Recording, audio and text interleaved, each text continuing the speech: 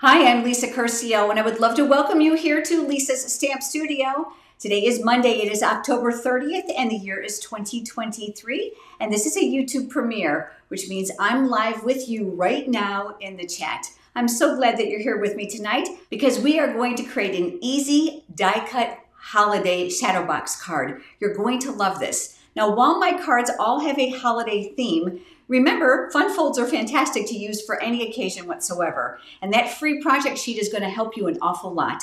Down in the video description below, you'll be able to find that.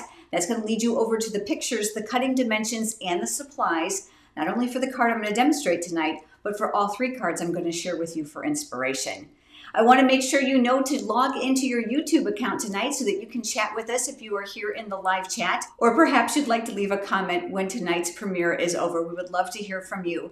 And I want you to know all about that beautiful name in blue off to the side, Gina Curcio Holly. You might recognize that surname. Gina is my daughter. She's the sales and marketing director here at Lisa's Stamp Studio and an avid stamper. She's here with me in the live chat to be able to answer your questions and provide you with links. All right, we're ready? Let's get started. I've got my paper trimmer because we're going to do some scoring. It includes both the scoring and the cutting blades, and they navigate up and down out of the way, so you can leave them right here on the track. It has an extendable arm, so if you're a scrapbooker, we've got you covered, or even for those larger cards. You're going to need 2 pieces of cardstock. Now, I am using copper clay tonight. These are cut 5.5 by 6 1/4. And we're going to do several score lines on here, all very, very easy. So I'm going to open this up and I'm going to put the first one at 1/2 of an inch. So a 1/2 inch here on the left-hand side, or you can do it over here on the right-hand side. One of the reasons I love this trimmer is so that you're able to hold more cardstock here for those smaller scoring directions. So we've got the 1/2 inch mark here. There's a nice ledge at the top, so make sure you use that. Those printed lines are actually right inside that trimmer, so you don't have to worry about this rubbing off. Then we're going to scoot over to 1 inch, again, making sure it's nice and straight at the top, and we're going to score again. Now we're going to do the exact same thing on this side, and just so that you can see this trimmer in action, let me hold more paper here. So the 1/2 inch mark is here, and I'm going to hold it there, and I'm going to score. I find this easier. And then over to 1 inch and score. So in essence, you have a 1/2 inch score line in 2 sections here. You're going to need 2 of these, and I did the other one ahead of time. You're going to take one of them now, and if you're going to use designer series paper, now is the time to add it. And I am going to use this absolutely gorgeous designer series paper that comes from All About Autumn. Those copper accents are stunning, aren't they? Double-sided paper, which means you have lots of options to use all year round, even past the seasons that they're in. I'm going to use my silicone craft sheet, and I'm going to add some adhesive around the perimeter. Now, this adhesive is very, very strong, so I don't need to cover every inch of it. So I'm just making small dashes on it. That silicone craft sheet's going to make sure that I don't get adhesive on my work surface because I'm pretty messy. And adhesive, liquid glue, and hot glue will not stick to this. I'm going to make an X right here in the middle because we're going to make a window to create the shadow box. This now is going to go between these 2 center score lines. And again, because I don't do things straight, I'm going to turn it so I can do it horizontally to make it easier for my hand. So I am looking at the score line at the bottom and the score line at the top, and I'm looking at those edges to do my very best to try to make this as even as possible. Once I'm happy with it, we're going to go ahead and tack that in place. Now we're going to make the window. And just so that you can kind of see where this is going to go, I'm going to pinch this one fold here. So we've got to work within this perimeter. And I love the Stylus Shapes dies. And I think they're probably one of my most used die sets here in the studio. You get cascading sizes of the circles, the squares, and the banners. So I'm going to take the largest square, but don't worry, I've got other cards to share with you that not only use this die, but another die set as well. I'm going to go ahead and I'm going to place this here in the center of my cardstock. Again, we're working between those score lines. And I am looking to just visually center it. Now, if you love to measure, you can go for it. But you know this is going to slip and slide as you get it ready to put into your die cutting machine. So you've got to know all about this. This is the Post-it labeling and cover-up tape. It is not a Stampin' Up! Product, obviously, but I have it linked for you because I know you're going to love it as much as I do. You're going to find it on my website under Shop Craft Room Favorites. So you just pull some off, and I'm just going to make some smaller strips here. And once I've got this where I want it, I can secure the die to the cardstock, which means I don't have to worry about it slipping and sliding and moving. So I'm going to put one here and one here, and I've got an extra piece. We might as well just use it. I'm going to go ahead and I'm going to run this through my die cutting machine. Now I've just done that off camera, but I want to show you another great tip about securing your die. Flip it over. You should be able to see the die cut perforation all the way around your paper. If you don't, put it through your die cutting machine again, and you are safe to know that it's not going to shimmy or move on you, so you're going to be good to go. I like to go ahead and just lightly and carefully remove that tape, because guess what? We don't have to waste that. The one thing I have loved about this post-it labeling and cover-up tape is the fact that I'm able to use it over and over again. I usually get 6 or 7 uses out of it. I'm going to go ahead and I'm going to remove what's going to be the center of this die, and I'm going to save this for another card for another day. Now that we have our frame, we have the other piece that we're going to have to work with it. I decided to put another piece of Designer Series paper here because it's going to be a see-through shadow box, and of course that's optional. This is from that exact same package, this other sheet that I'm grabbing. Isn't this beautiful? I love that wood grain. Great for fall cards. Again, double-sided. Almost hate to cover that up, right? And that is going to go here. So back to the silicone craft sheet, and we're going to add our tabs. Unlike the first card, we're not going to have to put an X in the center since we're not going to be die cutting this one. I'm going to go all the way around the outside, and then again, to make sure that I've got myself working within those score lines, and I'm going to pinch them up for you so that you can see them, I'm going to hold this horizontally. So I'm looking at the top score line and the bottom score line and each of the sides, just trying to create that nice equal border all the way around, and then we'll tack that in place. These two are going to eventually come together to make the shadow box, and believe it or not, this fits in a standard A2 size envelope when we're all finished. But let's talk about how we're going to decorate this, because obviously this is going to suspend, which means you could have some challenges with getting some images here. So let me show you what I did. I've got a scrap piece of very vanilla cardstock here, and I love to use that for the fall cards. And I'm going to be using my Memento black ink pad, and I've pulled out this image, and I'm going to show you in the stamp set. This is called a rustic crate. So I'm using this one here with the pumpkins and the corn and the sunflower. It makes a really fun basket or crate, and guess what? It's got incredible dies, which you're going to see in action tonight. So you're going to want to buy this as a bundle. It'll not only save you 10%, but it means no fussy cutting, and we all love that. So back to the Memento ink. I'm going to go ahead and I'm going to ink this up. So I'm going to travel over that ink pad and make sure I've got good equal coverage all the way around. And then this is going to get stamped here. Now remember, there's dies, so I can stamp it right in the center. Now I've moved in a little bit closer for this part because we're going to talk a little bit about coloring. I love alcohol-based markers because they make me look really, really professional, and I'm not when it comes to coloring, but they're easy to use. So I'm just going to show you a small area here that I did. I'm going to be using the Pumpkin Pie Blends combo. Now they come in the combo, so you get the light and the dark shade, and that's reminiscent of all the colors that they do. I like to use the light first. It doesn't mean it's a rule, it's just a personal preference. They are dual-ended, so you have the brush and you have the nub end or the little blunt tip. And I like this when my images are smaller and more detailed. And I like to use small circular motions to get nice even coverage. The great thing about an alcohol marker is that it's buildable. So I'm just going to do a little bit here so you can kind of get an idea of how this is going to go. You need to allow the alcohol base of this marker to evaporate on your paper before you start adding the darker shade to do some highlighting. If you don't, it's going to bleed too quickly, so you've got to be a little bit patient. And the same thing with the dark marker. I'm going to use that little chisel tip, and you see those lines in that pumpkin? Those are my cheat marks. The artists for the stamp set actually put them in there for definition, but they also help me when I'm coloring. Now, if you're struggling and wondering where to put them on an image that has no lines, concentrate on one side for shading. Again, allow that a few seconds for that alcohol base to dry. The secret is to come back to the lighter shade. And all I'm going to do is blend the light into the dark. If you don't color the whole image, guess what's going to happen? The areas that you left open are going to be even lighter. So very, very simple. Then of course I use the dies to die cut it, and I have one that's already finished that's here. Now let's talk about the corn. Now, I wanted mine to look like Indian corn to create that nice harvest feel. So I used some mixed colors, and don't be afraid to mix the colors of your alcohol-based markers because it really provides a lot of pizzazz. But this beautiful image, I think, needs to go in one of those crates. So I brought in another piece of the designer series paper that we used on the back portion of the shadowbox card. And I thought, well, I've got this leftover scrap.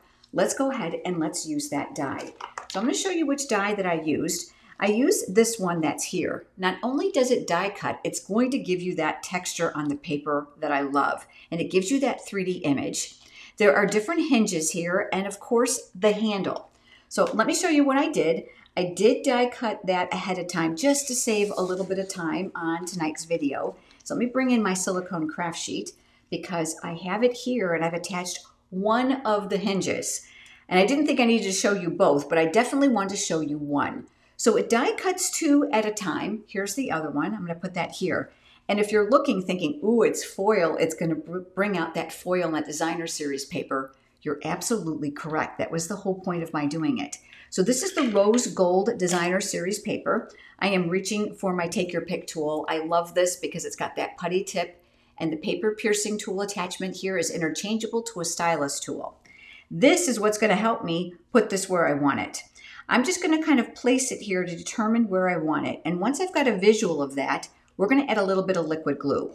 Now, as much as I love the multi-purpose liquid glue sold in my online store, the tip on here is too thick for me for these little tiny areas. So I bought these, the Precision Tip Glue Applicator, and I squeezed all the glue inside the bottle. Now, this glue is very, very thick, but it dries very quickly, and I love it. Now, I have this linked for you on my website under Shop Craft Room Favorites because I loved it so much I thought you would. It comes with that silicone tip, and I've got a rubber band there to hold it down in place. I don't like surprises, so I'm going to go ahead and get it started to make sure it's flowing well. Now, I know I'm going to want it right around here, so I'm just going to add a little bit of glue. And I actually just dragged that needle tip so it's nice and thin. And then we're going to put this right there on top of the glue. Look how that take your pick tool does all that work for you. I absolutely love that. Now, let's talk about the handle. I did die cut that as well ahead of time, but do you see that area in the center that's a little bit darker? I actually die cut the handle a second time from early espresso cardstock and just chopped up a little bit to kind of make like a little handle area for my crate. I am going to take my image next and we're going to add that to the crate. Now this is going to go down inside, and one of the reasons I love it is because you can actually see it through the crate so it looks a little bit more real. Now you can certainly use liquid glue, and this area here is going to eventually be sealed, so it's not going to matter. So I'm just going to skip over to my adhesive just because it's a little bit faster. And I'm going to add a little adhesive here at the bottom to hold this to the crate. And then what I'm going to do is I'm going to center this so that my image is inside the crate. We want to make sure it's all fitting inside of there, and we're going to tack that in place. Now is a great time to add the handle because there's more to anchor it to. So I'm going to flip this upside down, and I know it's going to go back here, right? So I'm going to come back to my liquid glue.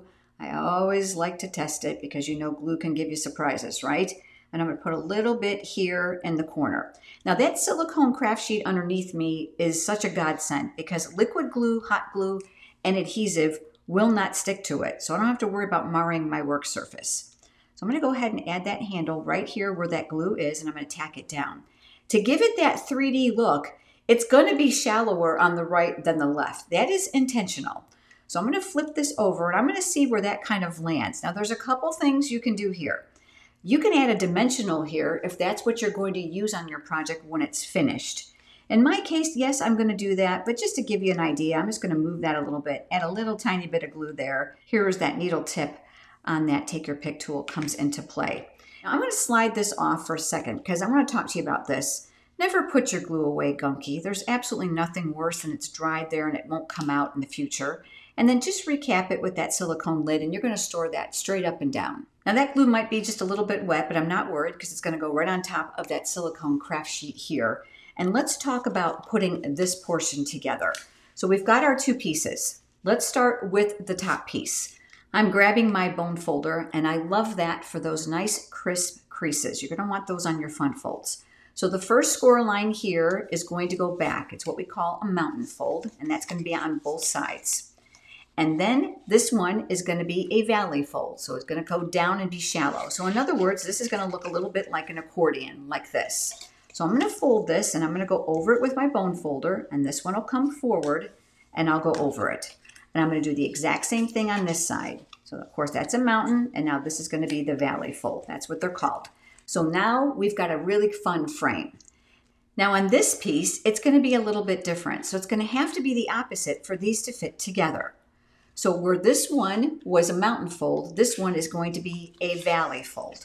And we'll go over it, which means it comes towards you, and then the mountain fold for the outside. I'm going to turn it. I'm going to do the same thing here. Valley fold, and then mountain fold. This will make more sense in just a second. So now these layers here on the outside are forward so that they'll be able to attach to this. My best recommendation now is to work with the pieces independently before you put them together. You can put them together first. It's just a matter of preference. You do what's best for you.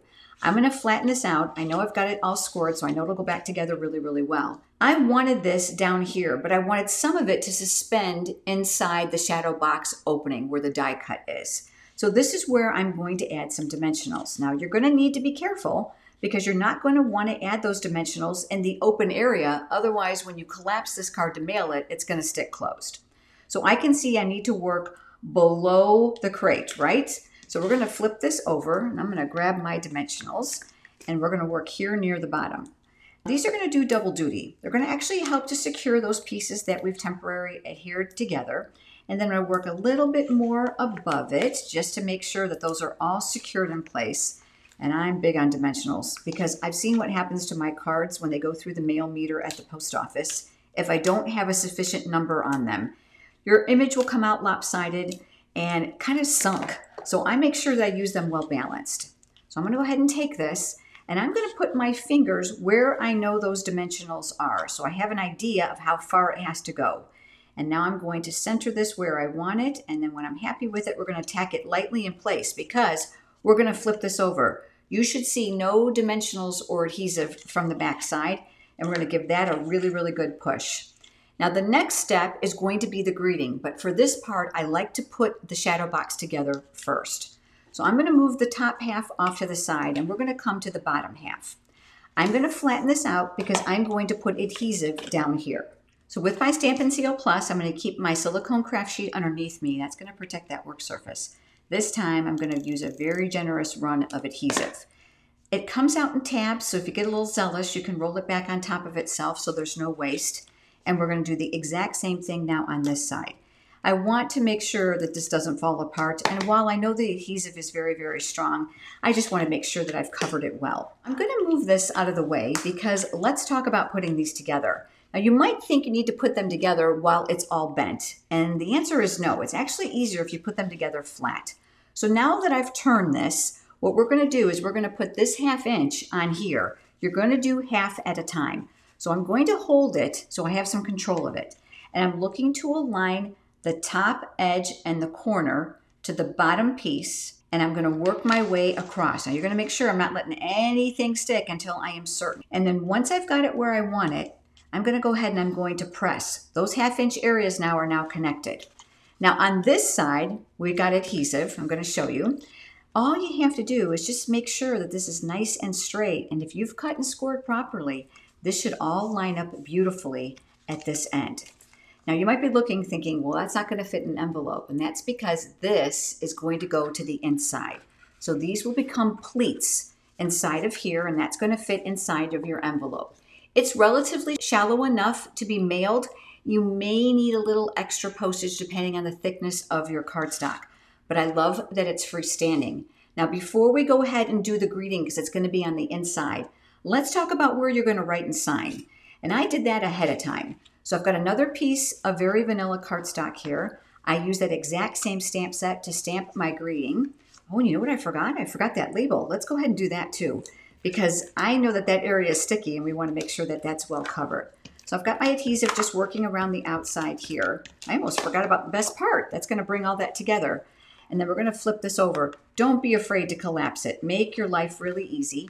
And then again, you're looking for that border. And by collapsing it, it's going to ensure you that you've got equal space on all your sides. And we're just going to press that down. Let's go ahead and finish that up. I almost forgot. So there is a die in the set that does all this for you. Let me show it to you. So it's one die. So I die cut it once for the frame for my crate, and then I die cut this in the vanilla, and the greeting in the stamp set is there, the for you. It fits. Now we're going to go ahead and put these together. Now you might be thinking, well, that might tap off some of the greeting. A little tiny bit, but you can read it. I recommend that you use that same glue once again. I'm going to shake that down, and I'm going to put little tiny dots, and then I'm just going to drag that needle. I want this glue thin. The one thing about liquid glue and foil is it will actually mar the foil if you get glue on it. Now, some of you have told me that you have used rubbing alcohol to help remove that, and guess what? It does work, but you want to make sure that it's only on the foil, not on the cardstock, and you'll need to let that dry. Now that that's here, there's a couple things you can do. You can add this with a dimensional, or in my case, I chose just to add some more liquid glue. And I'm dragging that needle tip one more time on here. I'm going to use that take your pick tool to help me pick it up. I love that putty tip. And this now, I'm just going to collapse to make it easy for me. And this is going to go here. I want to make sure that I'm mimicking that same angle as the crate. So that's going to hold all that in place. Let's talk about the greeting. This is where I brought in a fantastic greeting and die set. It's called Charming Sentiments, and you might see the little logo here at the bottom. I actually had the privilege of designing this stamp set when I earned my $1 Million Sales Achievement with Stampin' Up, and I love it. And I love it because it has coordinating dies for all the words. But when Gina and I first saw it, we thought, oh my gosh, how are they going to know which die goes with which words? So let me show you what we did. We actually photographed every single die. So the red mark on the bottom is actually going to indicate the top of the die so that you'll know which way to rotate it so that it's going to fit the words. So it's a map, or you will, a legend of the die so you know which words go with which dies. This is free for you. All you have to do is go over to my website at lisastampstudio.com, click on Shop Digital Downloads. This is just going to help you so much when you're die cutting your images. So I chose the words Beyond Grateful, and I didn't want them flat. So I'm going to flip this over, and I'm going to grab my dimensionals once again, and I'm going to nestle these in here on purpose. I want to make sure, again, well balanced. Again, 3D cards, you want to make sure that everything looks really nice, especially while it's standing up and being displayed. For proper placement, it's going to be important that you collapse this. There's kind of an illusion when it's not. With that here, I'm going to take that greeting and I am going to center it above my image and tack that in place. Now, as much as this is beautiful by itself, I thought to myself, it's plain at the top. What can I do?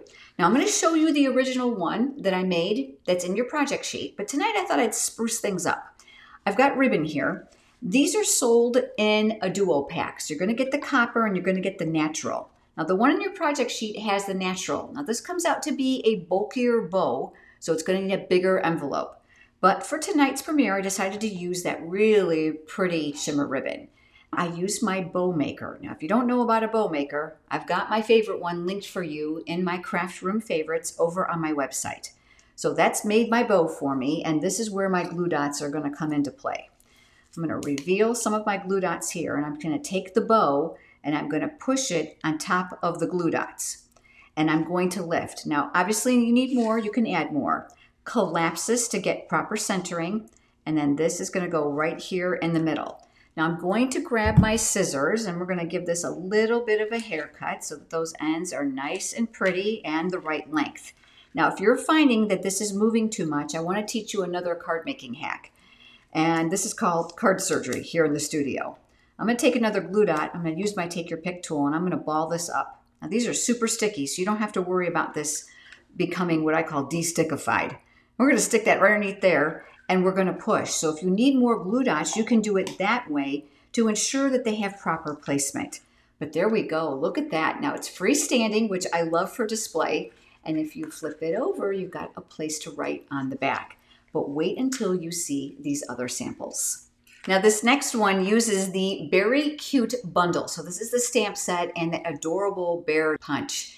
And I love this because there's numerous designer series papers in the mini catalog that you can actually punch out the images for without stamping if you choose not to. I have my card here, and this is the one I made. Now, this designer series paper is called A Walk in the Forest. And I want to chat with you about that paper for just a second.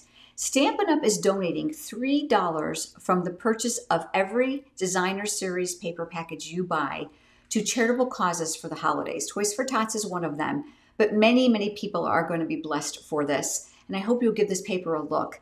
This is the designer series paper, love it. All I did was stamped those images, and I used that from Marius Tree's bundle, and then here on the back is my greeting. And then once again, freestanding, as you can see, and you'll see the circle on this one versus the square. But now this last one is even more different. This one is actually using the Shop the Town stamp set. Now this building fits the dies from Let's Go Shopping, which are from the annual catalog, so it does double duty. But for the opening on this one, I chose the Countryside Corners dies, which is also one of my favorites. And I came up with this. So pretty. Definitely more work because I did some coloring, but I love to color because it's therapeutic. So you can't really tell, but I used this fabulous loose glitter that I used last week in my video too. I'm going to pull it out and show it to you. This, of course, is not a Stampin' Up! Product, but I have it linked for you under Shop Craft Room Favorites on my website. I am fall in love with this, especially for the holidays when you want those shimmery cards. So I did the glitter inside the Wink of Stella. There's some Stella there. It's hard to pick up on camera. But do you see down inside here? Look, I did layers of ripped cardstock and I added glitter along the top of the ripped line and a little bit underneath it to represent snowbanks. I just thought this was so pretty. And then I used that balmy blue ombre ribbon with the white. Just gorgeous, isn't it? Now, as always, I'd love to know your favorite. Do me a favor, pop down right now in the comments and let me know. Now, there's something you need to know before you go. And not only that, it's going to be the next date for our premiere. But let me show you this. How would you love to get some of your favorite Stampin' Up! Products at a reduced price? Right now, Stampin' Up! Is celebrating their 35th anniversary with a starter kit promotion. You'll see the two options here on the screen. You can get 35% off the starter kit price, or you can get 35% more in your starter kit. Head over to my website and click on join and then scroll. All the details are there, but you gotta hurry because tomorrow, October 31st, is the final day. And I would love to add you to my stamping team. And if you're thinking, I don't wanna sell and I don't wanna have to make videos or teach classes, you don't have to. We welcome the hobby paper crafter who wants a discount on their stamping supplies. We would love to have you. Again, all the information is there. And then I want to make sure you know all about this, Stamp Studio memberships. If you love fresh ideas that have not been shown anywhere, they're exclusive to Stamp Studio memberships.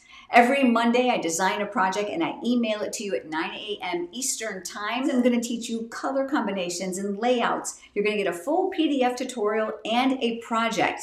Now, if you like even more than that, there's level 2 for the membership that includes a monthly fun fold card. All the pictures and cutting dimensions, supplies, step-by-step instructions are in those tutorials. It doesn't matter what country you live in. We would love, love, love to have you join Stamp Studio memberships. All right, mark your calendar. I will be back with you again next Monday, and can you believe it's going to be November? It'll be November 6th. We will be here at 8 p.m. Eastern Time. Jean and I hope that you will be here to join us. Until then, everyone, I hope you have a great day. I'll see you then.